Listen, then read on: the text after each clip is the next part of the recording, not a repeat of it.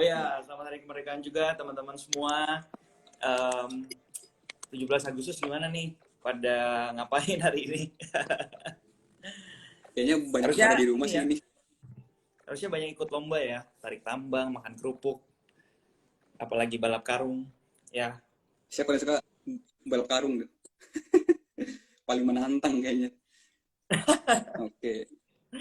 sorry sebentar, gelap nggak sih? Muka aku kayaknya ada gelap, bentar ya. Coba pindahin dikit. Masih cerah kok, nggak apa-apa. Aman, Aman ya? aman. Oke.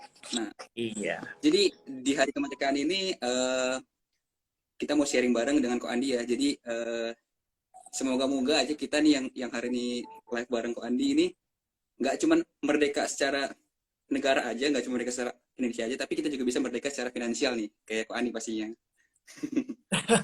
Amin, amin. Ya, amin. Oke. Nah, kira-kira kita hari ini mau bahas apa nih, Ko Andi? Udah ada topik Em, tertentu nggak nih? sesuai dengan ini ya, sesuai dengan momen kita lagi merayakan Hari Kemerdekaan Indonesia, pastinya kita mau melihat definisi merdeka ini dari sisi pandang atau sudut pandang seorang trader lah ya, kurang lebih kayak gitu. Oke, merdeka dari sudut pandang trader, menarik banget nih. Jadi kalau misalnya menurut Ko Andi ini, merdeka dari sisi trader tuh kayak gimana tuh? Oke, jadi kita ngomongin secara statistik dulu ya. Sebenarnya kalau secara statistik di Indonesia yang udah masuk ke financial market atau ke capital market, itu sebenarnya secara sensus gitu ya istilahnya ya. Kita punya 270 juta penduduk Indonesia, tapi ternyata spesifik untuk di capital market itu kurang lebih SID-nya itu hanya sekitar 5 juta aja, which is baru sekitar 2%-an aja orang-orang yang udah mengenal capital market. Artinya ini kecil banget nih, perbandingan 2% dibanding 98%. Negara-negara tetangga kita udah jauh lebih besar daripada itu, misalkan Malaysia, Singapura, atau negara-negara di Eropa atau di barat sana, itu udah lebih besar lagi. Artinya sebenarnya baru sebagian atau segelintir orang aja nih di Indonesia yang mengerti atau yang baru udah kenal atau udah masuk terjun sebagai pelaku dari market sendiri. Menurut aku pribadi nih ya, kita tuh sebenarnya aku yakin semua yang join IG Live malam ini semua punya udah ngerti tentang financial market, capital market. Kita semua tuh sebenarnya udah menurut aku udah merdeka. Artinya apa? Kita merdeka secara pengetahuan bahwa ada loh salah satu market gitu di Indonesia yang sebenarnya kita tuh bisa apa ya menghasilkan penghasilan dari sana, dimana kita tuh sebenarnya bisa memilih juga nih mau jadi investor, mau jadi trader, atau mau jadi scalper gitu ya, apapun itu kita bisa akses financial market itu untuk kita bisa apa ya istilahnya ya, membesarkan kekayaan aset portofolio kita. Itu adalah definisi merdeka yang buat aku harus kita syukuri dulu nih saat ini, karena kita sebenarnya udah mengerti bahwa dengan kita mulai trading ya, merdeka dalam hal ini gini, trading ini kan sendiri sebenarnya definisinya adalah berdagang.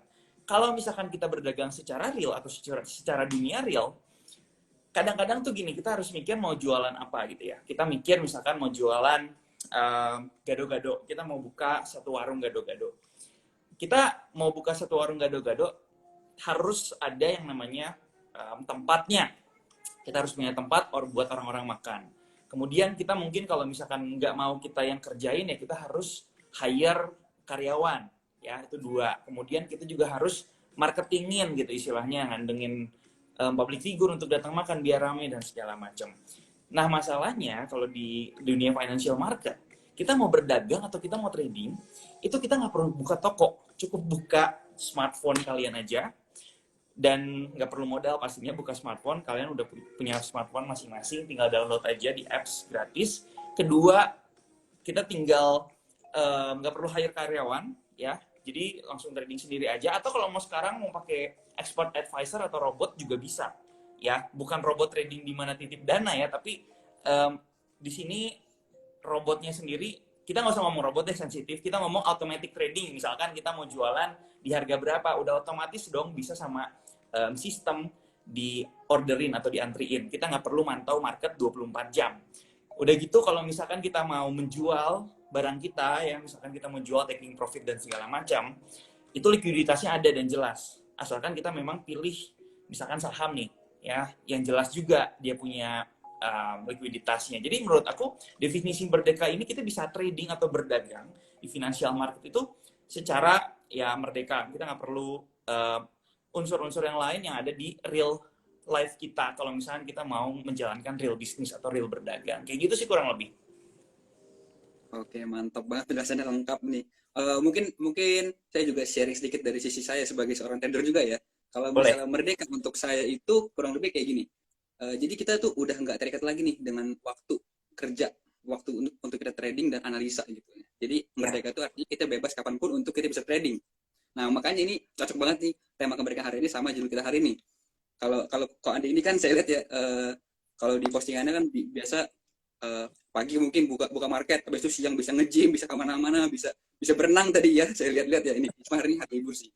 Nah, itu jadi kok Andi ini adalah definisi yang tepat banget buat buat kita bilang udah merdeka dari sisi seorang trader gitu. Jadi ya mungkin sehari cuma pakai waktu 1 jam atau 2 jam mungkin ya untuk analisa dan eksekusi gitu. Bener nggak? Ya, untuk seorang trader yang mungkin tipikalnya itu lebih long term, bukan long term investing ya, tapi lebih ke um, cukup besar ya, long swing trading gitu ya, istilahnya ya. Itu kita nggak perlu bener-bener makan waktu untuk istilahnya jagain market lah, monitoring setiap jam atau setiap detik, apa ngapain. Yang penting kita bikin plan, kemudian nanti sistem yang ngerjain. Market kan yang akan gerak. Kita kan bukan harus niup-niupin monitor biar dia naik kan, nggak perlu kayak gitu kan. Biarin aja market yang bekerja biar barang kita bisa harganya naik dan segala macam. Dan kita udah bikin plan dari awal, kita tinggal setting itu di OLT kita. Jadi kalau misalkan memang harganya ternyata nggak sesuai dengan plan, dia akan auto cut atau auto jual. Jadi kita nggak perlu jadi satpam nih, harus dipantengin terus kalau sewaktu-waktu ada kejadian apa yang tiba-tiba membahayakan tradingan kita. Nggak perlu seperti itu. Jadi memang menurut aku pribadi, kita harus tradingan yang menyesuaikan dengan kita. Jangan kita yang harus menyesuaikan dengan caranya trading. Misalkan ada tokoh A gitu ya, dia memang seorang trading yang mungkin sehari-harinya dia itu tradingnya di time frame yang kecil. Lalu kita yang sekarang belum punya penghasilan tetap, yang sekarang atau mungkin sekarang ada pekerjaan, kita bela-bela harus trading dengan gayanya mereka gitu. Kita walaupun kita punya tradingan sendiri, akhirnya di kantor kita bukannya kerja fokus gitu ya, malah kita buka tradingan dan segala macam. Jadi nggak perlu sampai ke sana. Itu fleksibel. Tradingan itu kita bisa sesuaikan, atur sesuai dengan kapasitas kita. Salah satunya waktu itu sendiri. Jadi kalau misalkan kita mengambil kalau misalkan sebagai trader kan ada beberapa jenis ya. Anggap aja kita ambil dua, swing trader dengan scalper. Nah, swing trader itu akan punya fleksibilitas dari sisi waktu dibandingkan dengan scalper tadi. Kalau scalper mungkin karena tradingnya di time frame-nya kecil, mungkin mereka akan jauh lebih spend waktu yang lebih banyak daripada swing trader kayak gitu. Tinggal kita mau ambil pekerjaan yang mana nih, sifat yang mana, karakter yang mana dari antara dua ini gitu aja. Oke. Jadi itu ntar ada perbedaan ya antara seorang trader sama mungkin seorang yang bekerjanya sebagai analis gitu ya, technical analis.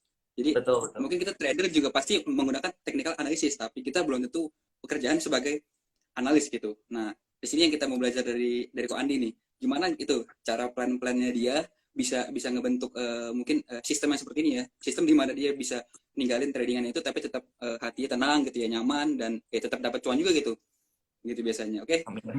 Mungkin pertama kita ngomongin dulu nih. Sebenarnya saya penasaran sih kalau kalau dari sisi Bro Andi ya. Kalau misalnya kita sebagai trader yang apa namanya long swing trader gitu ya, apakah itu berpotensi untuk mengurangi profit gitu dibanding sama trader-trader lain yang kayak benar-benar spend waktunya full time di sana?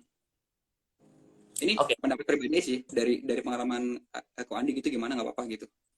Oke. Perbandingan yang swing trader sama yang mungkin full time trader. Nah, kalau full time trader sendiri kan kita harus definisikan ya.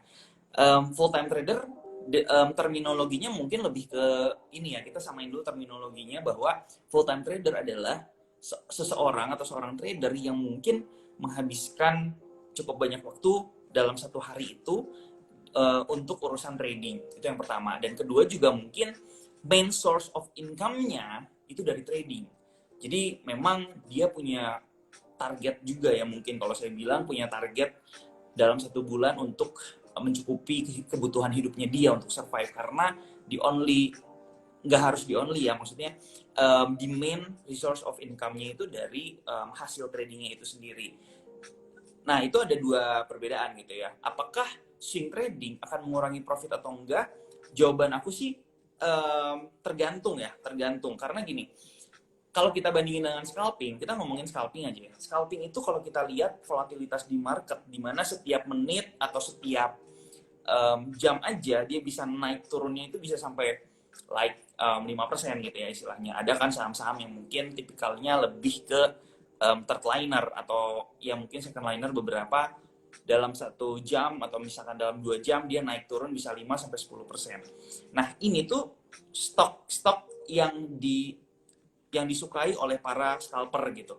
Dengan volatilitas yang besar, dengan range yang kecil dia ambil. Jadi memang secara profitnya itu bakal jauh lebih maksimal. Tapi di samping itu bukan hanya secara profit aja yang dia harus yang akan dia dapatkan, tapi dari sisi energi, waktu, dia juga harus korbankan itu jauh lebih besar daripada swing trader. Nah, kalau swing trader sendiri, seperti yang kita tahu, kita tuh memanfaatkan swing yang lumayan lebar gitu ya. Kita udah tahu nih dari chart kelihatan tipikal saham ABCD misalkan. Dia sekali swing dari low ke high, ya swing yang sebelumnya, kalau kita ukur, mungkin dia bisa kurang lebih 20 candle misalkan, dari bawah sampai atas. Jadi mungkin ada yang naiknya kecil, kemudian merah sedikit, terus naiknya kecil lagi, merah sedikit. Itu mungkin kombinasi dari 20 candlestick. Baru sampai ke atas dia koreksi, lumayan gitu ya. Nah, kita udah tahu nih, untuk menyentuh swing yang the next swing, dia tuh butuhnya 20 candle. Artinya kurang lebih 20 hari atau which is 1 bulan ya. Artinya, satu trading plan yang kita melakukan, itu bisa sampai mungkin 20 hari baru kita melihat hasilnya, apakah kena profit kita atau target kita atau malah kena stop loss. Kurang lebih kayak gitu. Jadi dari sisi waktu kita pun nggak perlu spend terlalu banyak gitu, karena memang tujuan kita untuk masuk atau berdagang di saham ini itu bukan langsung beli sekarang 5 menit ke depan jual atau 10 menit 100 menit ke depan jual, atau 5 jam ke depan jual, enggak gitu. Jadi memang dari sisi waktu akan jauh lebih aman gitu ya istilahnya. Nah, kalau scalping sendiri itu kan dia akan lebih cepat ya.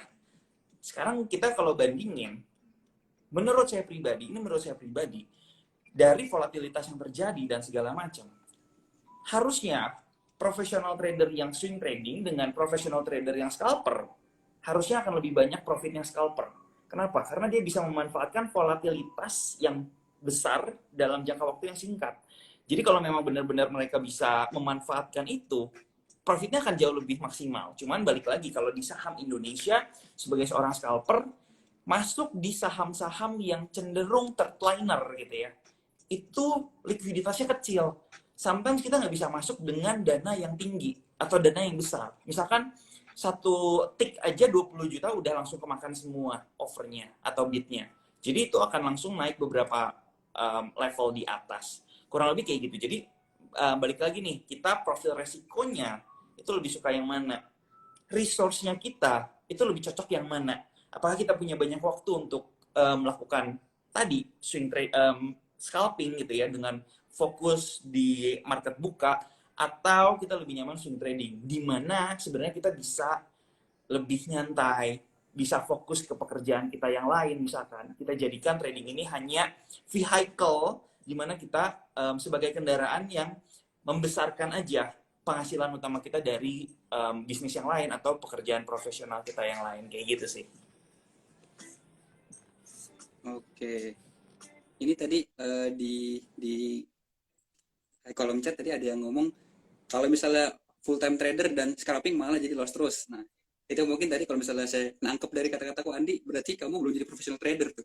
Belum jadi profesional scalper tuh. Karena ya kalau misalnya mau cuan dan scalping ya berarti jadi profesional dulu kan. Nah, jadi mungkin Ya benar sih, tapi keluhan yang sering saya dengar tuh dari teman-teman di luar sana tuh, ya kita semakin banyak trading semakin loss gitu. Kalau menurut Ko Andi gitu ya, biasa kan orang ya itu sih pengaruh ke psikologi juga ya sebenarnya. Jadi ya mungkin mereka awalnya bisa untung tapi psikologi yang ngaco, jadi serakah gitu, jadi greedy, ya mungkin jadi loss juga. Nah itu gimana tuh kalau misalnya teman-teman yang belum jadi profesional gitu ya, mungkin mungkin baru ya pengalaman setahun 2 tahun gitu mau di capital market dan mulai seriusin gitu, tapi ya biasanya mereka akan naikin intensitasnya kan. Nah apakah boleh gitu mereka berubah jadi scalper gitu? Kalau menurut Ani gimana? Ini pertanyaan yang menarik. Kalau kasus aku pribadi, terbalik justru. Semakin aku mengenal market, semakin aku itu pengen lebih santai. Ya, jadi mungkin kalau dulu karena aku belum terlalu familiar dan aku lagi benar-benar belajar, pengen belajar mencari tahu setiap sisi daripada capital market, aku akan punya eager yang besar gitu ya. Dan aku cukup banyak mengeluangkan waktu untuk belajar. Jadi sebelum jam market buka, aku udah prepare dan segala macam melihat kira-kira pergerakan pra open market seperti apa, kemudian di 15 menit awal market buka seperti apa, kemudian menjelang nanti istirahat marketnya seperti apa dan segala macam itu aku pelajari banget untuk mengenal setiap pergerakan atau apa yang terjadi di market di setiap detiknya gitu, di setiap sisinya. Nah, setelah aku melewati itu kurang lebih mungkin sekitar 6 bulan gitu ya atau setengah tahun, aku mulai melihat ada sebuah pola di market yang sebenarnya bisa kita simpulkan, kita ambil kesimpulan. Misalkan, kenapa sih di awal banget perdagangan market itu volatilitasnya tiba-tiba naik besar, kemudian bid overnya tiba-tiba bisa acak-acakan dan segala macam. Itu karena memang proses pembentukan harga di awal dan juga mungkin banyak panic trade gitu ya, atau trading-trading yang di setting di hari sebelumnya ketika jam market udah close, itu berkumpul di situ sehingga volatilitas di awal perdagangan market itu akan bekerja sangat tinggi. Dari situ, aku bisa mengambil kesimpulan bahwa this is not the actual market movement. Jadi itu hanya sesuatu yang istilahnya pergerakan yang very very random gitu di awal pergerakan market. Jadi kita nggak bisa menyimpulkan kemana pergerakan arah market dari pergerakan hanya 5 menit di awal doang. Kadang-kadang bisa turun candlenya, terus tiba-tiba open gapnya di atas dan segala macam. Jadi kita sebagai trader atau aku pribadi menunggu marketnya mulai balance. Dari bid over udah mulai balance, ketemu titik tengahnya di mana, mulai ada pergerakan yang sehat atau perdagangan yang sehat. Di situ mulai kita bisa mungkin mencari saham yang menarik, atau kita juga mungkin bisa mulai menganalisis ini kira-kira akan masih berpotensi naik atau enggak. Nah, dari situ aku tahu bahwa I will not trade on the first 15 minutes when the market opens. Jadi itu udah menjadi satu hal yang aku pelajari. Dan aku jadi kadang-kadang miss 15 menit awal, mungkin belum sempat buka chart atau belum sempat prepare di depan monitor. Buat aku nggak ada masalah, aku nggak perlu merasa ketinggalan apapun di situ. Itu untuk aku sendiri. Jadi dengan mengetahui dan dengan kita mempelajari, sebenarnya kita udah tahu nih kayak apa sih yang market yang mau kita optimalkan dengan waktu kita. Jadi kalau aku pribadi melihat bahwa close market itu cenderung jauh lebih menunjukkan sebuah pergerakan yang real gitu ya, atau yang solid. Kenapa? Karena banyak institusi money masuk itu menjelang close daripada perdagangan hari itu. Nah, itu yang menjadi satu informasi yang penting buat aku pribadi sebagai swing trader. Makanya aku lebih fokus memantau market ketika close market daripada ketika open market. Jadi aku bisa manage time jauh lebih oke lagi nih, atau manage time jauh lebih sesuai lagi. Mungkin di awal nggak perlu benar-benar ngambil atau ngelihat market kemana gitu ya dengan pergerakan 15 menit awal, tapi kita fokus di akhir nih, closing marketnya mau kemana nih, itu akan mempengaruhi besoknya market akan seperti apa, kurang lebih seperti itu. Jadi menurut aku pribadi, kalau dibandingkan aku yang dulu, aku lebih spend lebih banyak waktu di market untuk mantau dan segala macam. Dengan sekarang, dengan aku udah mulai ngerti dan segala macam, aku udah tahu gimana caranya screening sahamnya yang menarik.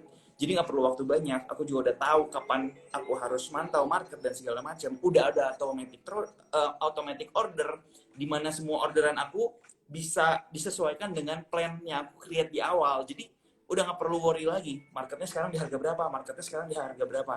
Kayak gitu kurang lebih lah. Jadi kalau aku misalkan mungkin lagi ada meeting sama orang di jam market atau aku harus pergi kemana di jam market, aku nggak terlalu worry terhadap tradingan aku. Aku bisa menyesuaikan dengan semua hal itu. Jadi balik lagi, karena aku memilih untuk menjadi swing trader. Kalau mungkin teman-teman memilih untuk menjadi seorang scalper, mungkin kebalikan. Jadi bisa lebih memanfaatkan setiap pergerakan yang terjadi gitu. Misalkan geraknya volatile-nya kapan dan segala macam.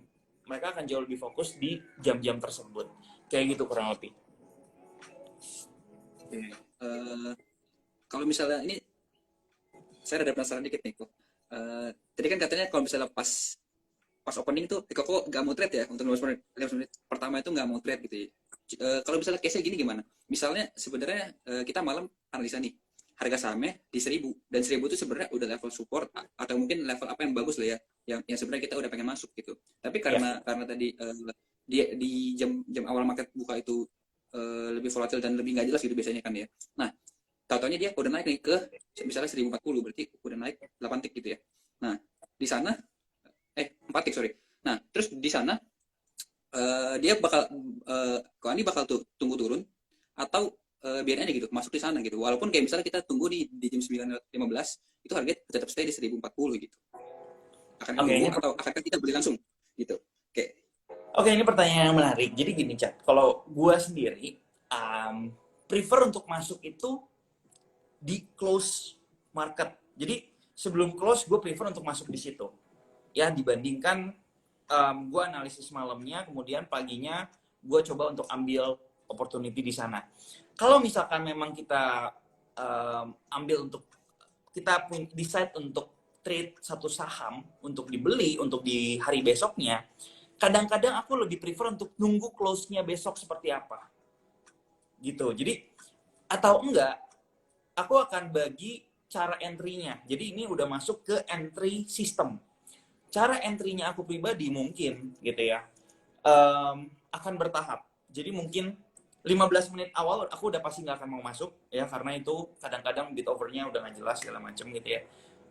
Mungkin untuk saham-saham yang lebih liquid atau saham-saham yang lebih big caps gitu ya, itu mungkin nggak ada masalah. Cuman kalau untuk saham-saham yang second liner atau yang third liner, aku akan hindari 15 menit di awal. Nah, kadang-kadang aku coba untuk turunin time frame-nya dulu nih ke ke 15 menit atau ke 1 jam untuk melihat pergerakan market di satu sesi pertama gitu. Atau enggak aku turunin ke 5 menit deh untuk melihat pergerakan di 30 menit awal gitu ya. Pergerakannya seperti apa sih ketika dia melakukan yang namanya mungkin naik atau turun, konsolidasi atau enggak dan segala macam. Kadang-kadang aku akan masuk dulu di awal gitu. Aku akan masuk dulu di awal, misalkan berapa, kemudian aku tunggu di akhir nih. Di akhir apakah confirm nggak hari ini di support itu ada rebound atau enggak gitu. Kalau misalkan benar-benar confirm rebound, dia nggak lanjut turun ke bawah, kan tadi contohnya case-nya di 1000 ya. Kalau misalkan dia lanjut turun ke bawah lagi ke 1000, ke 900 lebih gitu ya. Aku prefer untuk tunggu dulu nih. Karena aku masih belum full lot yang aku mau beli. Misalkan aku mau beli, aku udah hitung nih, aku mau beli 1000 lot gitu ya. Kadang-kadang aku masuk dulu 500 lot gitu. Biar lebih gampang biasa 500 lot. Tapi kalau aku lebih punya banyak waktu, aku akan masuknya misalkan 250, kemudian di level berapa aku masuk lagi 250, baru di close 500. Kurang lebih seperti itu. Tapi balik lagi, ini sistem aku, cara aku trading kurang lebih seperti itu. Mungkin teman-teman ada yang punya cara yang masing-masing, itu nggak ada masalah. Mungkin menurut mereka 15 menit di awal itu adalah kesempatan untuk mengambil posisi yang atau harga yang terbaik gitu ya. Karena kan kadang-kadang loncat-loncat, siapa tahu bisa dapat harga yang terbaik untuk ambil entry dan segala macam, monggo nggak ada masalah. Tapi kalau aku pribadi lebih cenderung untuk menghindari 15 menit awal gitu. Lebih tenang, kalau market udah tenang baru coba entry kayak gitu sih. Oke. Kalau misalnya tadi kita ini mungkin udah lumayan jauh ke belakang ya, tapi tadi ada kepikiran sedikit bicara soal candlestick dan time frame gitu. Nah, itu saya sering dengar tuh ya kok, kalau misalnya kayak eh, trader setelah masuk, terus mereka mereka jadi mempertanyakan tuh, ini kok sahamnya belum gerak-gerak ya. Itu gimana? Apakah dia bakal naik gitu? Apakah nanti atau turun lagi gitu? Nah, sebenarnya gini, uh, time frame yang ideal yang menurut Ko Andi itu biasanya satu swing itu di berapa candle? Tadi kan ada omongan di 20 candle kurang lebih ya satu swingnya. Berarti kalau kita ngomongin saham dan itu time frame daily berarti itu sekitar 20 hari gitu untuk wajarnya gitu untuk sekali trade gitu ya. Atau gimana? Setiap saham beda-beda. Karakteristik setiap saham itu beda-beda. Volatilitas juga beda-beda. Swingnya juga akan beda-beda. Mungkin, nah ini adalah PR dan tugas seorang trader. Dia sebelum mau masuk di sebuah saham, analisisnya harus bukan cuman sekedar gini, oh ada di support, kita beli. Oh ada di resistance, tunggu breakout, kita beli. Bukan sesimpel itu, tapi kita harus mengerti terlebih dahulu karakteristik dari sahamnya itu seperti apa. Kita mau lihat volatility range-nya mungkin. Dalam satu hari dia bisa naik dan turun berapa, harganya bisa berapa persen gitu kurang lebih. Kadang-kadang kita mau trading di saham BBCA yang volatilitasnya kadang-kadang dalam satu minggu aja nggak mungkin 5% gitu ya. Mungkin cuman 3% aja kadang-kadang udah bagus ya untuk BBCA, kelasnya BBCA. Nah, tapi kita pengennya cuan cepat atau pengennya nge-swingnya dalam waktu yang cepat pengen dapat 10%. Ya berarti stoknya nggak cocok dong sama kita gitu. Jangan ambil BBCA. Ya, kalau misalkan mau BBCA ya mungkin kita yang harus nyesuaiin. Bisa lebih sabar nggak untuk dia nyampe ke resistance atau kayak gimana. Nah, itu kita bisa melakukan juga yang namanya backtest dengan melihat the previous swing yang terjadi itu terjadinya berapa candlestick atau berapa lama gitu ya. Ketika dia koreksi itu terjadinya berapa lama. Itu adalah cerminan karakteristik daripada saham tersebut. Ada saham-saham yang mungkin 3 hari naiknya kencang gitu ya, 15%, mungkin 15%. Habis itu udah mulai koreksi lagi. Artinya kan volatilitasnya cepat 3 hari, karakteristiknya seperti itu. Tapi ada juga saham-saham yang kalau naik itu pelan-pelan, 2% naik, turun lagi 1%, naik lagi 3%, turun lagi setengah persen, naik lagi berapa. Nah, itu adalah contoh karakteristik pergerakan yang lebih slow gitu ya, atau yang berbeda dengan yang sebelumnya. Nah, itu yang harus kita pahami. Jadi ketika kita udah entry di saham tersebut, kita nggak bisa mengharapkan volatilitas di saham A itu sama dengan volatilitas di saham B. Jadi kalau aku beli 2 saham hari ini dengan planning yang mirip gitu ya, dia ada di support, kemudian dia berpeluang untuk naik dan segala macam, bisa jadi satunya baru jalan, satunya udah jalan, yang satunya mungkin belum. Karena mungkin karakteristiknya ketika dia nemuin support, dia akan konsolidasi terlebih dahulu dengan waktu yang cukup lama baru naik lagi ke atas. Itu bisa terjadi. Jadi sebelum kita, jadi jangan sahamnya yang dipaksa untuk menyesuaikan dengan keinginan kita, tapi kita yang harus tahu saham tersebut karakternya gimana. Kita bisa nggak deal dengan mereka punya karakteristik. Kalau kita udah deal ya udah gampang. Kita tahu kenapa ya saham ABCD belum jalan. Oh ya memang sebelumnya pun ketika dia ada di support butuh waktu lama loh untuk mulai naik lagi ke atas. Kurang lebih kayak gitu. Oke, mantap. Kita kok kalau ngomong karakteristik ini seru nih. Ko Andi kan ini seorang trader yang trading di banyak ini ya, banyak instrumen ya di capital market. Ada saham, ada kripto juga ya. Terus belakangan ini lagi fokus ke forex lagi ya, lagi aktif lagi ya. Ya Atau udah enggak forex, forex? lihatlah. Forex masih ya. Nah itu kan sebenarnya kita ngomongin karakteristik ya. Itu mereka kan semua beda-beda jauh ya. Ada yang mungkin kalau bisa di saham kita bagusnya mungkin pakai di time frame daily gitu. Nah kalau misalnya di forex mungkin 1 hour atau 4 hour. Nah kripto lebih ekstrim lagi mungkin bisa 5 menit gitu, 1 jam gitu ya. Nah itu buat Ko Andi mempelajari itu sampai saat ini sekarang kan udah bisa ya trading di berbagai macam instrumen gitu, udah mayoritas profit gitu. Nah itu gimana tuh mempelajarinya? Apakah penggunaannya gitu sama semua, penggunaan ilmu dan skill-skillnya itu sama semua apa memang udah ada rumus pasti nih kayak buku kitab sucinya gitu, buat forex tuh begini, buat saham tuh begini gitu. Oke, ini pertanyaan yang bagus ya. Dan aku tadi kepikiran satu analogi yang menarik kayak gini kurang lebih. Ibaratkan kita itu seorang guru. kita seorang guru, kita tahu ilmunya yang mau di-sharingkan ke murid-murid kita. Cuman ilmunya sama nih. Tujuan seorang guru adalah bagaimana caranya menyampaikan atau mendeliver pengetahuan, ya, mendeliver pengetahuan ke murid-muridnya biar semua bisa ngerti. Itu kan tujuan utamanya. Sama kita trading juga tujuannya adalah mencari profit. Yang menarik adalah karakteristik antar saham aja bisa beda, apalagi antar instrumen. Di saham ABC, di saham A dengan saham B bisa beda, apalagi dibandingin dengan cryptocurrency misalkan, yang udah jelas karakteristiknya berbeda, udah jelas asetnya sendiri, underlying asetnya sendiri berbeda, udah jelas dia punya market pun berbeda gitu. Dia satu 24 jam opennya, yang satu cuman 9 to 3, itu udah beda jelas dan segala macam. Nah, pertanyaannya adalah kita seorang trader gimana caranya mengambil setiap instrumen ini kesempatan untuk mendapatkan profit. Itu sama seperti bagaimana kita seorang guru untuk membuat semua anak-anak itu mengerti.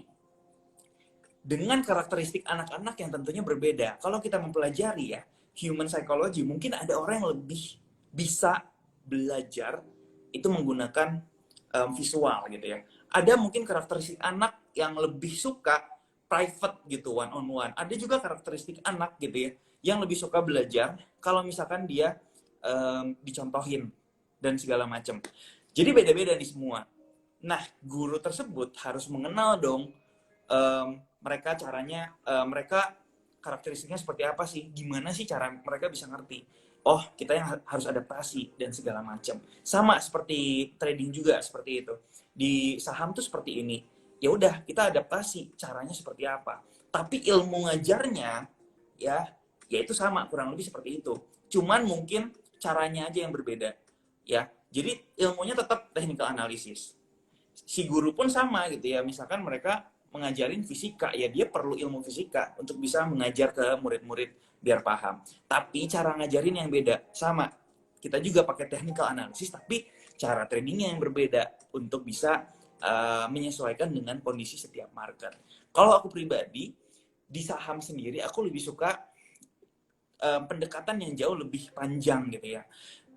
Jadi aku bisa trading itu baru jual gitu ya, dari sekarang beli hari ini, jual mungkin bisa 3 hari ke depan, 3 minggu ke depan, atau bahkan 3 bulan ke depan. Terakhir, aku ada trading di satu saham, itu juga aku ada share di YouTube gitu ya, trading saham Adaro, karena memang trennya jelas, itu sampai 6 bulan baru aku jual semua.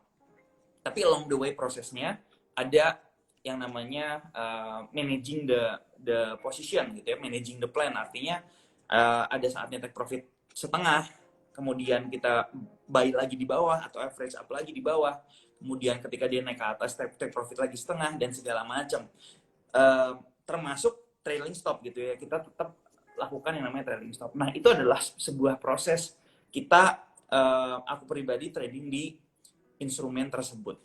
Di kripto sendiri kita bisa, aku pribadi ya, kalau aku ceritain tentang plan aku ya, kita tahu ada 2 market yang berbeda. Yang satu di spot market, kurang lebih kayak saham. Yang satu di futures market. Pendekatan aku untuk plan atau sistem untuk trading di 2 tempat ini aja, walaupun instrumennya sama, misalkan Bitcoin, itu beda. Karena aku punya plan yang berbeda juga nih. Sesuai dengan yang ditawarkan oleh marketnya apa. Jadi kalau di futures market, aku akan jauh lebih trading di time frame yang lebih kecil. Kenapa? Karena memang kalau trading kontrak, jangan lupa ya, ada yang namanya funding fee, ada juga yang namanya leverage dan segala macam. Artinya kita bisa memaksimalkan leverage tadi dengan trading di time frame yang jauh lebih kecil. Kurang lebih kayak gitu. Kalau di spot sendiri, pendekatannya nanti balik lagi ke kurang lebih kayak saham. Jadi lebih panjang dan segala macam. Tunggu tren di daily-nya at least uptrend baru kita masuk. Kalau enggak, ya kita nggak masuk. Kalau di futures market, kita bisa ngikutin tren yang jauh lebih kecil. Misalkan tren di 1 jam atau tren di 4 jam. Kita bisa ikutin dan kita juga bisa tradingnya tipis-tipis lah, istilahnya kayak gitu. Jadi tergantung balik lagi ke kondisi marketnya seperti apa. Oke. Itu kalau misalnya kita ngomongin time frame ya, ini tadi analogi bagus banget nih, jadi sebagai seorang guru nih kita nih. Oke, nah itu kan tadi ngomongin soal apa aspek time frame ya. Nah kalau misalnya dari aspek mungkin eh, cara Metode. apa namanya sinyalnya gitu ya, ya metode gitu. Jadi misalnya kita mau trading di forex pakai stokastik gitu, terus kita trading di kripto mungkin pakai trendline atau mungkin pakai MACD gitu-gitu. Nah, kalau Andi ada perbedaan nggak? Ada formula sendiri nggak untuk masing-masing gitu? Dari sisi mungkin ya tadi itu ya support resistance-nya atau mungkin dari indikatornya gitu. Kalau misalkan technical analysis itu sama aja sebenarnya, tergantung time frame-nya. Kalau misalkan kita tradingnya di time frame daily, artinya fokus kita untuk create support resistance atau support resistance yang jadi acuan kita itu yang di daily time frame. Kalau misalkan support resistance-nya atau kita tradingnya di time frame yang lebih kecil, misalkan 1 jam, ya kita tradingnya menggunakan support resistance di 1 jam. Sama dengan indikator. Indikator pun dia punya ininya sendiri ya, dia punya formulationnya sendiri. Kalau kita udah pindahin dari daily, misalnya kita pindahin ke 1 jam, itu secara ininya udah berubah langsung, secara formulasinya udah langsung berubah. Cuman tools-toolsnya semua sama yang aku pakai. Misalkan untuk ini ya, untuk saham yang aku trading di time frame daily, itu aku pakai support resistance di sana. Kemudian untuk lihat trennya, aku lihat juga mungkin sometimes buka moving average gitu ya. Tapi kalau di kalau di crypto aku nggak pakai moving average gitu. Karena aku tradingnya lebih time frame-nya lebih rendah. Jadi aku bisa melihat sendiri pakai mata ini trennya kemana, tinggal kita follow mau kemana gitu ya kurang lebih. Jadi kalau misalkan indikator moving average aku nggak pakai kalau di crypto, kalau di saham aku tetap pakai untuk ininya, untuk melihat pergerakannya karena kita refernya ke close ya, ke close price. Kemudian kalau MACD tetap dipakai kadang-kadang dua-duanya. Tujuannya untuk melihat apakah ada momentum overbought dan oversold atau divergence setelah gampangnya gitu ya. Atau melihat divergence-nya ada atau enggak, ada potensi reversal atau enggak. Kayak gitu kurang lebih.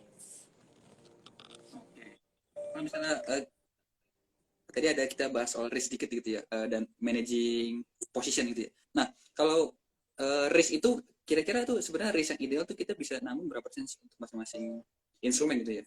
Mungkin di saham berapa persen, di kripto berapa persen gitu. Dan kripto mungkin bisa dijelasin lagi tuh bedanya risk di spot dan di futures tuh, karena itu beda jauh ya pasti risk. Gitu. Iya, iya, iya. Risk yang ideal dari beberapa sumber buku yang aku baca, ya secara general itu adalah 2%. Jadi 2% itu dari capital. Kita kalau misalkan capital berapapun itu ya, misalkan aku deposit awal 10 juta untuk modal awal. Ya artinya 10 juta kita 100%. Artinya kalau kita resikonya 2%, ya cuman 2% dari 10 juta itu. Atau which is 200 ribu per tradingan.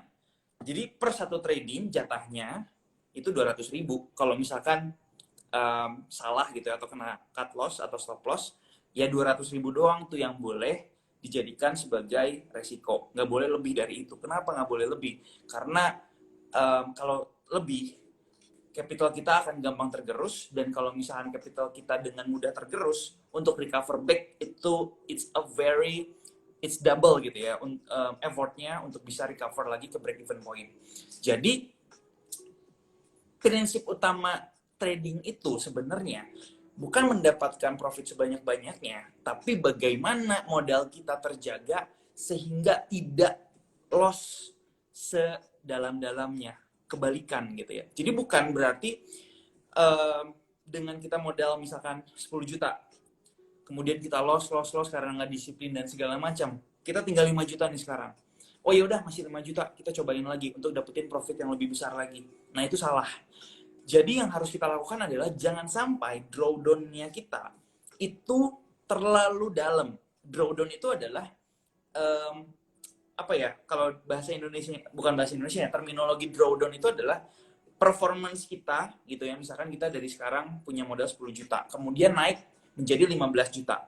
Artinya udah profit 50%. Kemudian dari 50% itu turun lagi ke 10 juta karena mungkin kita lebih confidence, kemudian jauh lebih merasa pinter dan segala macam karena udah cuan, sempat loss beberapa kali, balik lagi ke 5 juta.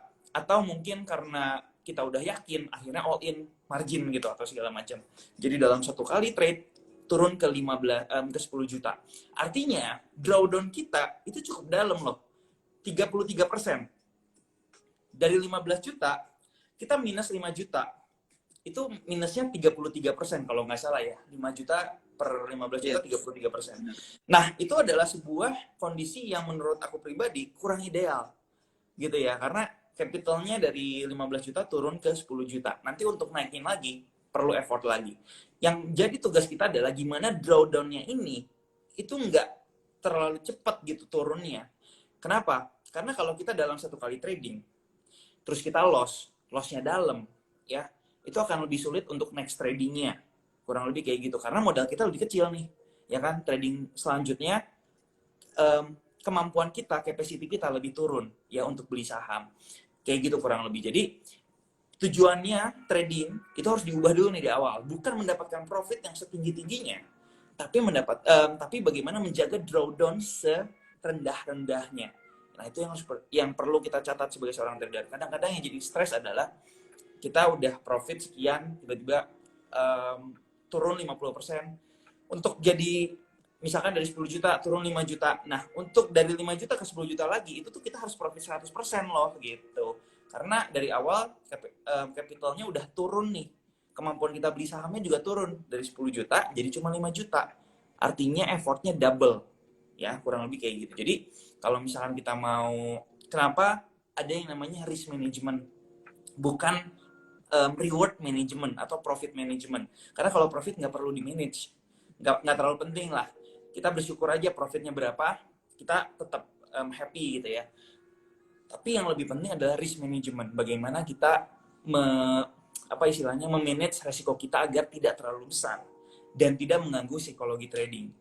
Trading itu is all about math gitu ya. Semua bisa dihitung dan segala macam. Kalau kita overtrade, kalau kita over position, udah jelas nanti psikologi akan terpengaruh, kemudian secara portofolio pun drawdown-nya juga akan besar, yang which is akan very hard untuk recover.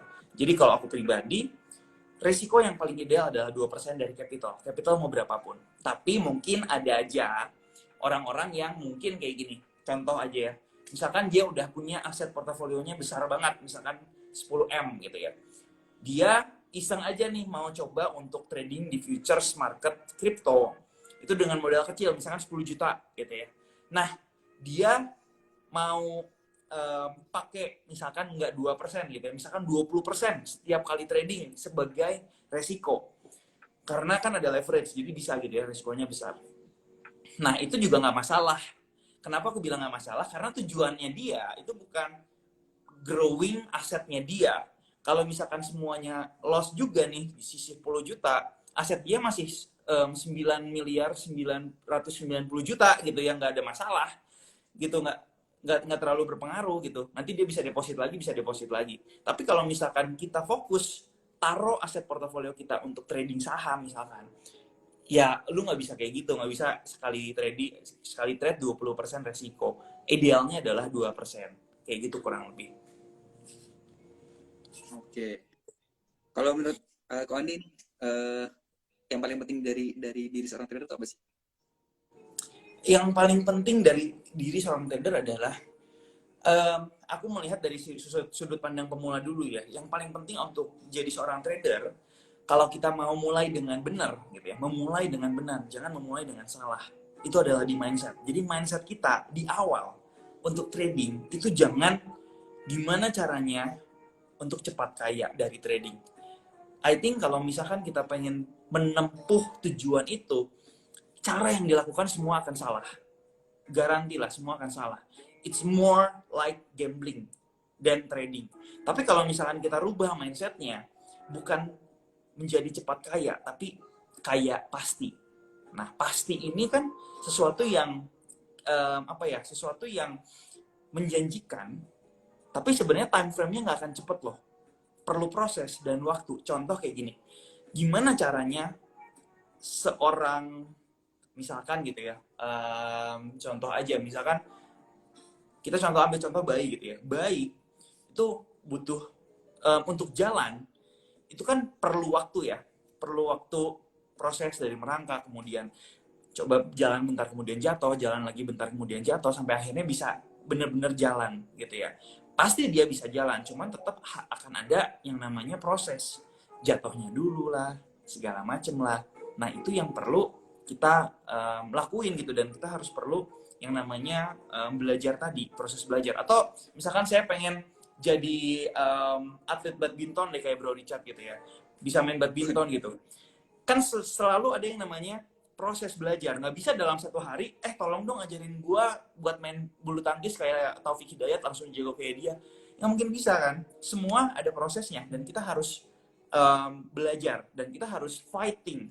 Kalau nggak ada fighting, yang akan bisa satu hari aja kita udah nyerah gitu ya, ya kita akan jadi apa-apa. Tapi kalau kita perdalam prosesnya gitu, kita mau belajar dan kita juga serius dan sungguh-sungguh, sama seperti trading juga, kita perlu serius dan sungguh-sungguh, itu pasti akan bisa one day. Bro Richard juga kan pasti kalau belajar badminton nggak langsung jago gitu ya, pasti ada prosesnya dulu, dan pasti bisa nanti at the end, karena ada yang namanya proses. Itu sih di awal mindsetnya yang perlu dirubah. Dari kita pengen cepet kaya ya, jangan harap bahwa trading itu bisa dapat penghasilan jauh lebih besar daripada pekerjaan kamu sekarang. Karena kalau kamu mau dapat penghasilan bulanan rutin, misalkan penghasilan UMR 4 juta ya, atau 5 juta deh, itu butuh waktu yang, proses yang panjang banget untuk trading, dan modal juga yang nggak sedikit gitu ya untuk ke sana. Jadi balik lagi, trade trading itu sebagai sebuah instrumen yang benar-benar kita perlu untuk belajar dan berproses biar bisa pasti kaya at the end of the day gitu. Nah, ini tadi ngomongin soal proses ya. Ini saya ada kepikiran satu hal yang menarik yang mungkin dialami sama semua orang, sama Ko Andi juga nih. Jadi gini, kalau misalnya kita di awal memang udah pasang mindset kalau misalnya itu adalah proses panjang, dan kita udah manage juga risk di setiap trade kita, take profit misalnya 10%, cut loss misalnya 5% atau 3% gitu ya. Nah, tapi sewaktu-waktu, entah itu gimana caranya, kita bisa tiba-tiba dapat durian nomplok gitu misalnya. Kita dapat profit nih, bisa 5% atau 100%, bahkan mungkin bisa beggar gitu. Nah, di saat seperti itu biasanya kita semua bakal ngerasain yang namanya FOMO, ya kan? Kita jadi kayak ngerasa kita jago, kita bisa cepat kaya dan sebagainya gitu. Nah, yang saya mau tanya di sini adalah pasti Bro Andi juga udah pernah ngalamin itu kan. Nah, jadi gimana cara kita ngatasin perasaan itu tuh? Gimana cara kita ngalahin ego kita bilang kita, oh ternyata ini gampang, ternyata ini kita bisa cepat kaya gitu. Nah, jadi semua orang tahu kalau itu hoki, bisa bilang hoki lah ya, karena itu nggak akan selalu datang kan, sekali dalam beberapa periode gitu. Nah, semua orang tahu itu hoki atau gimana, tapi kita nggak semua mau menerima fakta itu gitu. Malah jadi yang ada kita jadi kayak dengar godaan setan gitu. Ayo lu udah trading aja, ntar lu lebih cepat kaya, lebih banyak profit gitu kan. Nah, itu gimana tuh kalau bagi Bro Andi ngatasin itu gitu? Ini maksudnya kita dapat 100% profit itu dalam satu momentum ya, di trading ya maksudnya. Ya, artinya kita dapat profit yang sangat besar gitu ya, walaupun ya kita sebenarnya nggak expect sampai ke sana gitu. Jadi kita sendiri pun kita kaget gitu loh. Mungkin sampai tiba-tiba di hari itu gitu kan, bisa jadi gitu kan. Kita belum pasang take profit nih, tapi tiba-tiba sampai arah, dan besokan kita juga ya nanggung lah, gak muncul, besokan arah lagi itu. Nah itu kan berarti kan durian nomplok gitu, kita nggak tahu itu bakal arah. Nah itu gimana?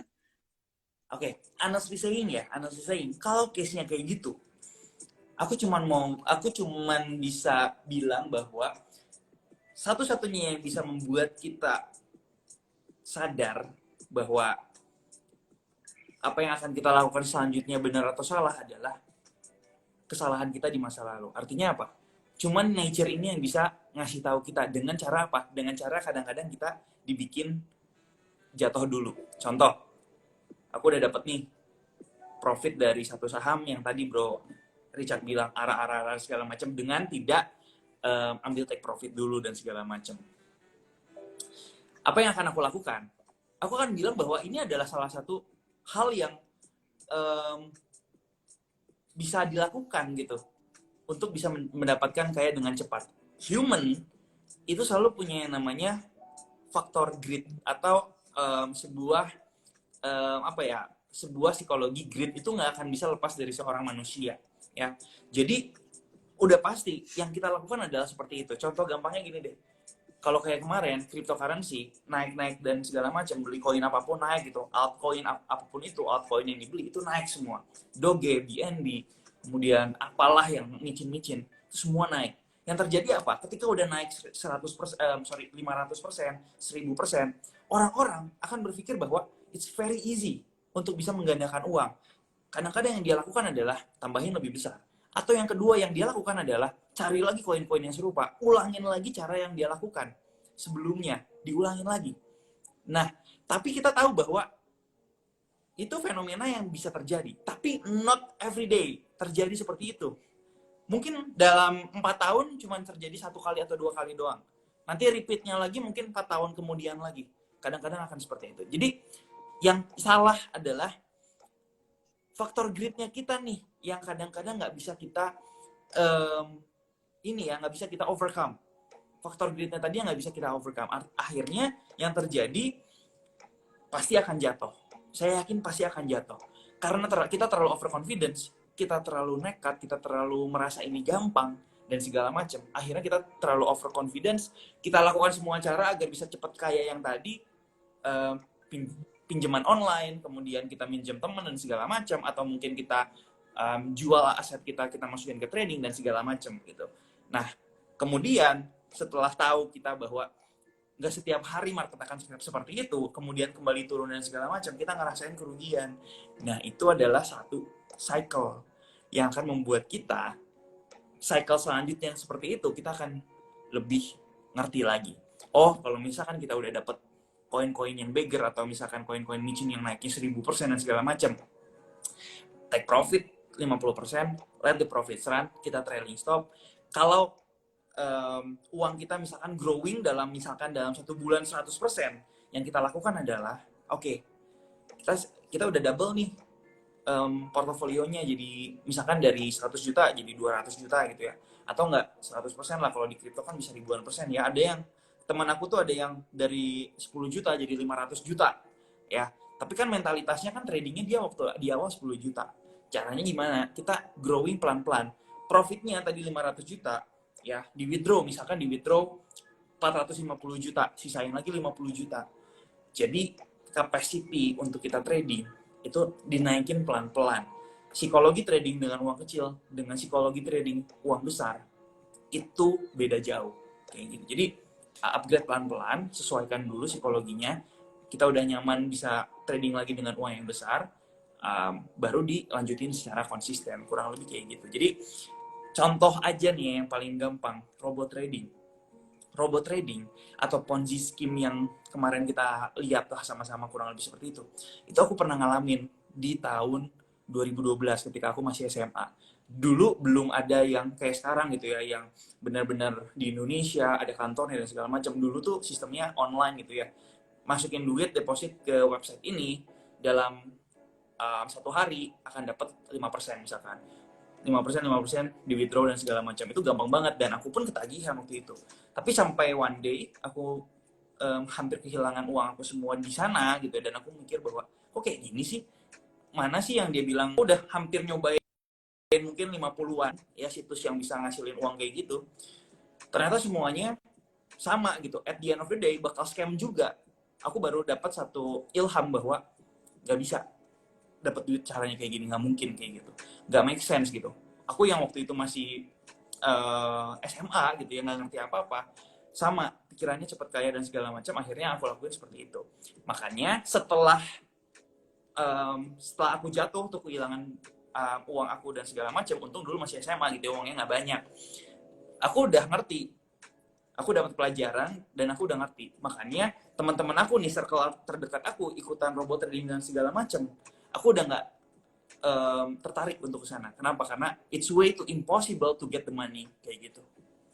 Jadi pengalaman atau ya kesalahan kita sendiri yang bisa akhirnya memproteksi kita dari kesalahan-kesalahan yang lainnya kayak gitu. Oke, thank you Ko Andi. Ini gak berasa udah jam 8 ya. Cepet banget ya kalau lagi ngomong sama Ko Andi nih. Oke, saya rasa udah saya wakilin semua nih pertanyaan teman-teman yang biasanya dirasain dan dialamin ya di dunia trading gitu ya. Mungkin terakhir Ko Andi mungkin bisa kasih quotes gitu ya yang bisa jadi pegangan buat teman-teman ini yang trader yang baik yang pemula atau mungkin yang udah mulai expert gitu. Oh ya boleh. Ini ada satu quotes yang kemarin sempat aku bikin di IG Feed dan aku suka gitu ya. Kadang-kadang kita tuh sebagai seorang trader tuh selalu pengen dapetin profit dong. Nggak mungkin kita ngincer loss, nggak mungkin dong. Ya kan? Tapi nggak bisa dipungkiri bahwa loss itu adalah bagian dari proses kita mendapatkan profit yang at the end of the day akan lebih besar lagi. Jadi, satu pesan aja buat teman-teman nih, belajar menerima loss karena loss is a part of trading. Atlet MMA aja atau fighter MMA aja dia juara ya, coba tanyain para juara fighter MMA gitu ya, apakah dia nggak pernah kena pukul ketika dia tanding? Aku yakin 100% pasti bakal kena pukul gitu kan. Nggak Jadi mungkin, ya. ya kan, bener ya, dia pasti akan kena pukul, tapi at the end of the day dia menang. Kenapa? Karena dia yang lebih fokus, dia lebih konsisten, dia lebih kuat secara latihan, dia lebih disiplin dan segala macam, yang membuat dia lebih survive daripada musuhnya. Jadi at the end dia bisa menang, tetap aja dia mendapatkan apa yang dia kejar gitu ya. Ujungnya dia dapat, gue pengen juara MMA, tapi dia nggak bisa menghindari semua pukulan yang dia dapat kayak gitu. It's way too impossible kalau dia nggak kena sama sekali pukulan. Sama seperti trading, loss is a part of trading, jadi you have to prepare untuk itu. Kalau atlet MMA, cara latihannya gimana? Ya dia dipukulin juga nih buat bikin daya tahan yang tinggi gitu ya. Kalau dia dipukulan beneran nanti di ring. Ya kita juga harus belajar. Kalau menerima loss, yang kita lakukan adalah menerima. Dan kita fokus lagi untuk cari trading yang lebih oke lagi di kemudian hari. Kayak gitu aja sih. Thank you kesempatannya hari ini, bro. Oke, thank you banget ya, Pak Andi. Mungkin ini teman-teman masih banyak banget nih pertanyaan kali ya yang bertanya. Oke, teman-teman gak usah sedih.